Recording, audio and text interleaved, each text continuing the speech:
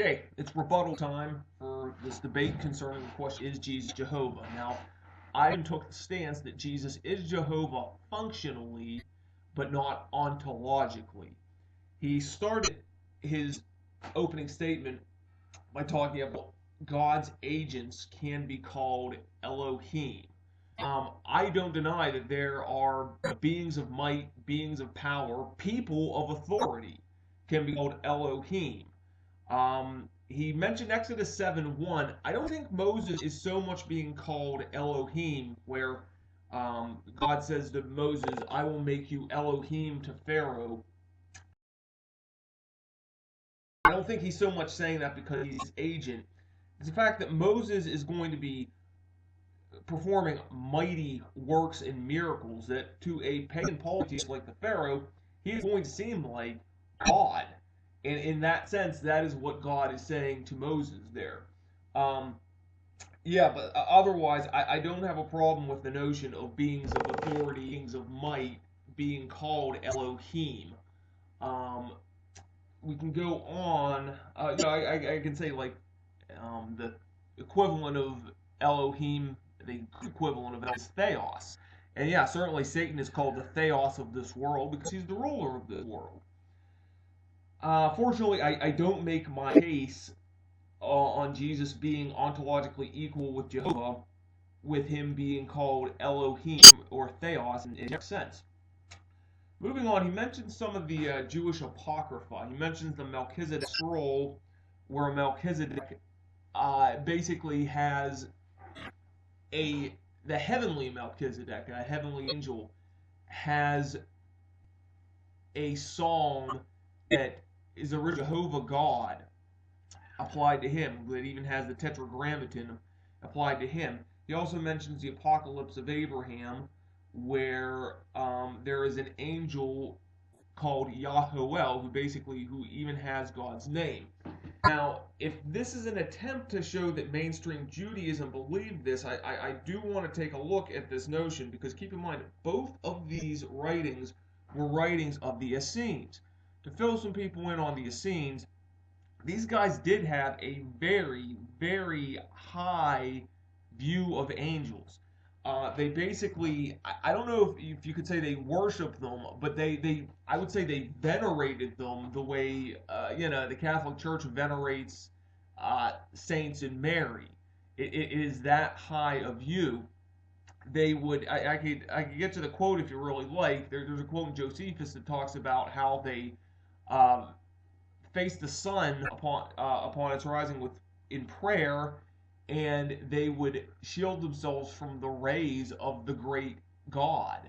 In other words, they viewed the sun probably as a high exalted angel, and they venerated the sun. So does it surprise me that they would necessarily, give angels the name of God, apply the Tetragrammaton, Psalms involve Tetragrammaton to God's top angel? No, that doesn't really surprise me. What I'm not sure about is whether or not this is the mainstream Jewish thought. The Essenes were out of the mainstream. They, according to Josephus, they were barred from temple worship. They were not the mainstream Jews. He mentioned a quote from Philo about Moses, where Philo says Moses was called the God and King of the Jewish nation.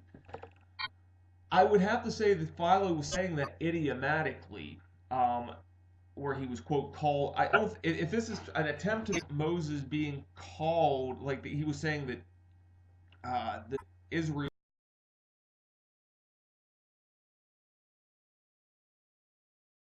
called Moses, referred to Moses as their God.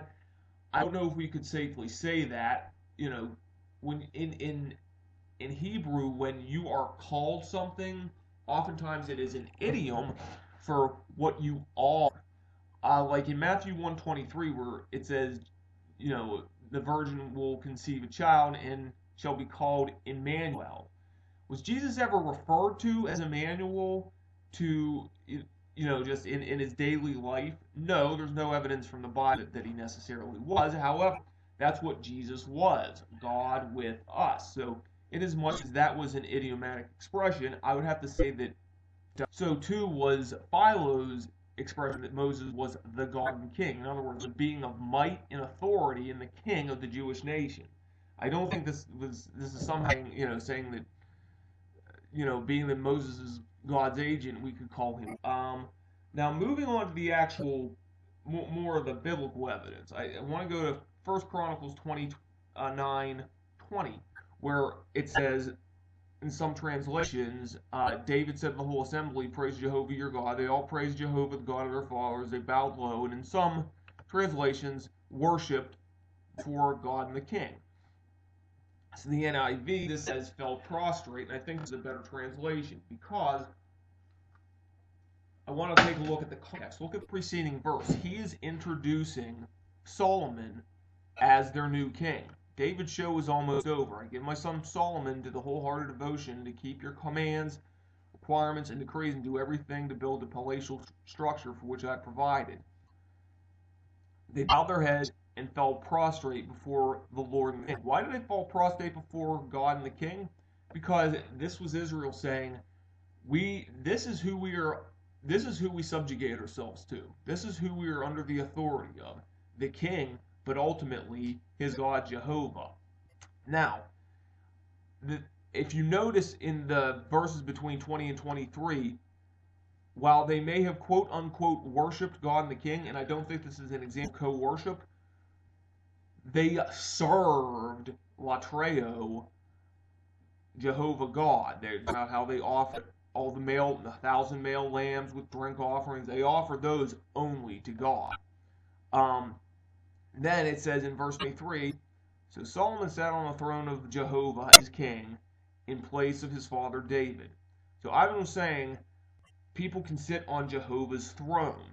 Well, the reason why it's called the throne of Jehovah, this is not God's throne in that God sits upon it.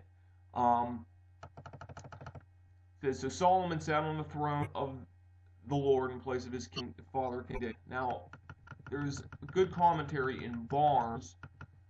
The throne of David is called the throne of Jehovah, as in 1 Chronicles 28:25. It's the throne of the kingdom of the Lord because God set it up and had promised to establish it. I think it's not that so much that Solomon is sitting on God's throne. He's sitting on the throne that God established. And in that sense, it is God's throne. Here's that verse. Of all my sons, Jehovah has given me, he has chosen my son Solomon to sit on the throne of the kingdom of the Lord over Israel. So, there's that. So, stupid pops. Ugh, thought I had my pop-up blocker. Okay, so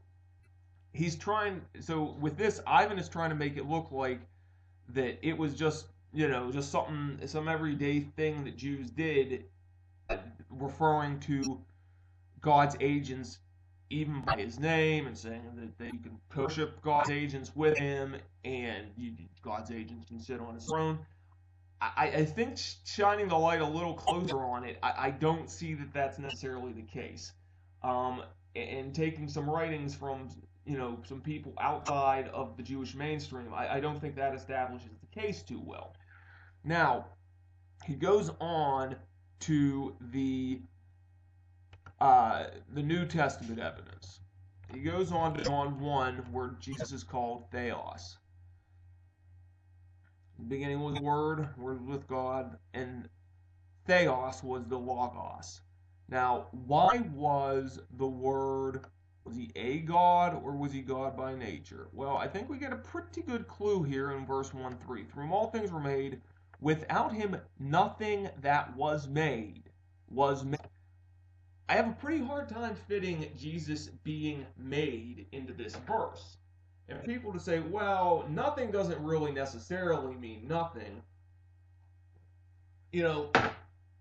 John wrote this book. You go to it, he's like, basically says, I wrote this book for two reasons. That you may know Jesus is the Son of God. In other words, that you know who Jesus Christ is, and that by believing in him, you may have life in his name. Specifically, this is probably the last book of the Bible written. And what he is saying here is, you don't have to hop from book to book, place to place. You can know who Jesus Christ is by reading my book. And I don't see anywhere in John's gospel where there's a concept of him being made. You don't have to hop to to Colossians 1:15 or Revelation 3:14 and pour those ideas that you might be reading incidentally that Jesus was made in those verses anyway. You don't do that to pour that into this text.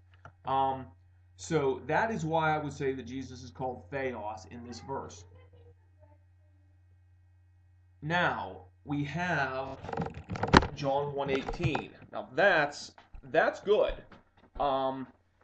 It says, no one has seen God, but the monogenes Theos has made him known. This is Ivan saying that Jesus is called the unique God, in other words, who is unique from God the Father. That shows for sure that he is of different ontology. Good point. Let's take a look at this. Now, this is rendered God the one and only. I don't think that's necessarily the best rendering. I want to bring up an analysis of John 1:18 from answeringislam.org. Very good site. These guys do very well in addressing deity of Christ issues. There are some they make the case that monogenes is actually a noun used in apposition, and I'll get into that. They believe, like in the NET Bible, no one is seeing God, the only one, monogenes, himself God, who is in closest fellowship with the Father, or the CEB, the only Son, who is truly God. Whereas monogenes can be used also as an adjective, like the only God, or the only begotten God in the NASB. They make the case, we do know that monogenes can function by itself as seen from verse 14. And from the following examples, it can be used as a noun, describing someone's only or unique child.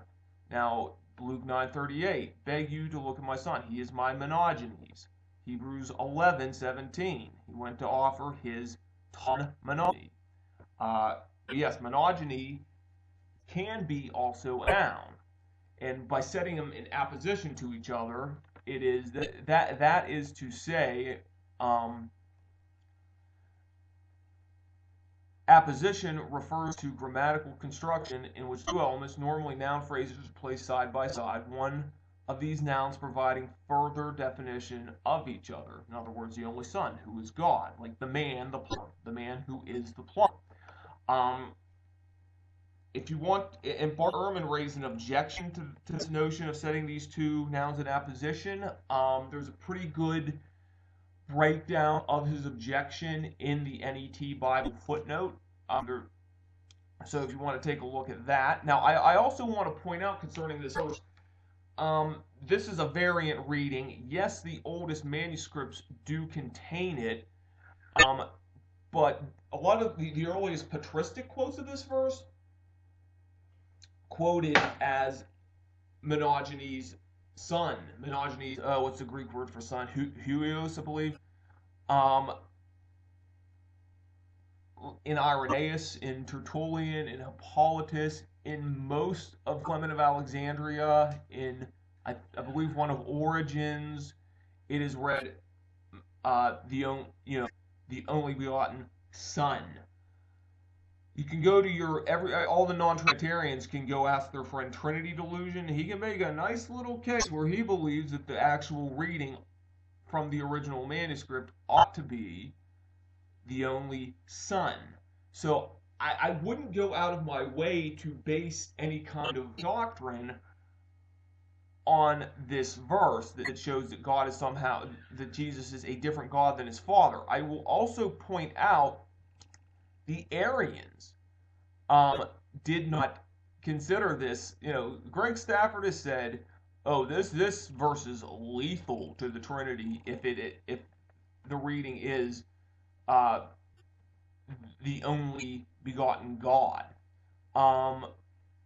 He, in his book Defending Jehovah's Witnesses, he said the word only begotten God shows he's not the same God as the Father, nor is equal. Justin Martyr evidently understood this. There is said to be another God, the Lord, and the Lord subject, maker of all things. Well, Stafford shamelessly misrepresents Justin Martyr there, put aside, you know, Unitarian Ezra Abbott, who Stafford quotes from in his book, says, though monogenes theos may sound strangely to us, it is not a strange or harsh expression to copyists of the 3rd, 4th, and 5th centuries. On the contrary, as we have seen, a favorite phrase with many writers of this period being used with equal freedom by the Arians and their opponents. In other words, the Arians didn't say, aha, this shows that Jesus is of different substance, different ontology with the Father.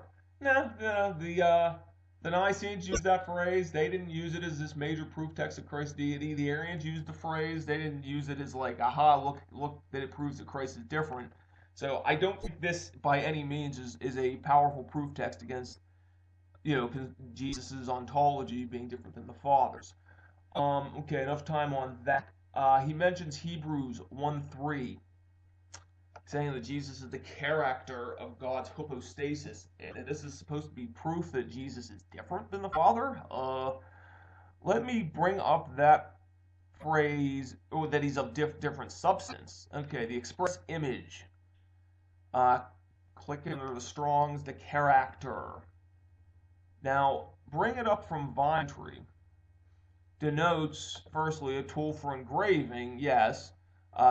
Then a stamp or impress, as on a coin or seal, in which case the stupid pop-ups, the seal or die, which makes the impression, bears the image produced by it, and vice versa, and all of the features of the image correspond respectively to those of the instrument producing it. The New Testament is used metaphorically in Hebrews 1:3, of the very impress of his substance. The phrase expresses the fact that the Son is both personally distinct from and yet literally equal to him whose essence he is the adequate imprint. He is not merely his image. He's not merely his image, his character. He is the image of his substance or essence or hypostasis. It is the fact of complete similarity which stresses in comparison with those mentioned at the end of number 1 in the Septuagint, Leviticus 13:28, mark of inflammation. Goes on to say, John 1, Colossians 15-17, Hebrews 1, verse 2 and 3, special function of creating and upholding the universe is ascribed to Christ under the title of Word, Image, Son, respectively. Kind of creatorship so predicated of him is not that of a mere instrument or artificer in the formation of the world, but that of one by whom, in whom, and for whom all things are made. This implies assertion of his true and absolute godhood. I fail to see if you are an exact replica of God's person, of God's hypostasis, I fail to see how this means you are ontologically different. If he is a comparison to Jehovah God, I want to bring up some Psalms that say quite the opposite. This is Psalm 113:5. Who is like Jehovah our God, the one who sits enthroned on high? Exodus 15:11. Who among the gods is like you, O Lord? Who is like you? My whole being will exclaim, who is like you, O Lord? For in the skies above, who can compare with the Lord? Who is like the Lord? Psalm 89:6. And so on.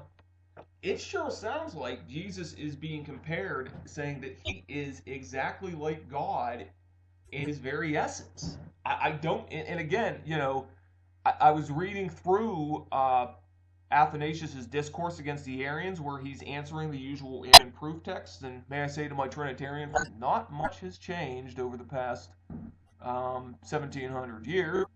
But anyway, he's answering the standard Arian proof text. They don't mention Hebrews 1:3. They don't mention John 18, 1:18 at all. And finally, So I don't think these are necessarily powerful proofs that Jesus is ontologically different than the Father. If so, the Arians would have left on him. Colossians 1:15, last but not least. What can I say? I mean, this horse has been beaten to death concerning um, the whole notion of the firstborn being the inheritor versus the first created. Even if Jesus is the firstborn of the group, katesis, even if he is the first one born of the group, katesis, this still does not necessarily prove that God made him, that God created him. In a sense, Trinitarians do not have a problem affirming that Jesus is the prototokos, the first thing produced by God by virtue of eternal generation. Earlier people, before Origen and Irenaeus and Clement of Alexandria, they were the first ones to posit the whole eternal generation thing, believed that that the Logos existed eternally within the Father, and then God emitted the Logos, but didn't somehow create from nothing. The Logos was always there. Um, so in that sense, they didn't have a problem with him being the prototokos of all catesis. We look at, this is a comment from Henry Kraussel or Henri Krausel's book Origen, and it's talking about how Origen used the phrase catesis concerning Christ. Proverbs 8:22 puts into the mouth wisdom, who for most of the early fathers represents son, the words ho kurios and kitin me. A little further, it's a question of the generation of wisdom. Likewise, Colossians 1:15 calls Christ the firstborn of all catesis, thus including him in catesis. This is why these words do not have for Origen the strict meaning of creating. From Genesis 1 and 2, from following Septuagint, plein denotes creation of spiritual natures, and plastein that of material ones. So in other words, a different word in the Septuagint than catesis and etkitsin was used to describe creation from nothing. So catesin applies to all of God's production, whether by generation or creation. These series of verbs is found expressly within this sense in the Origen's commentary on John. This usage of Origen is found in the letter of Pope Dionysius about Dionysius of Alexandria, where he says the expression create or etkitsin, as you well know, does not have a single sense. The Arian quarrel will necessitate a stricter terminology. Because of this, the ante-Nicene vocabulary, not suited to the more rigid theology in which Arianism would give rise, Origen would be accused by Epiphanius and by Jerome of making creatures of the Son and Spirit, in spite of many clear and undisputable texts. So what this is saying here is that being the firstborn of catesis does not necessarily make you a creature, because catesis does not necessarily mean what God creates out of nothing. It means what God produces. And the pre-Nicenes had no problem with this notion that they fully view Jesus as being God's ontological equal. I even said I've never seen the word firstborn used of an uncreated being. Well, I also have to say that the following verse, all things were created by, through him, and for him. I've never seen that used of a creature. And before we take the whole, well, all other things need to be understood with the text, well, apparently the Watchtower didn't really have the confidence in their Greek-speaking witnesses understanding it that way, because they added other Allah to their Greek New World Translation. So that's the rebuttal, and we'll be talking to you for the cross-ex.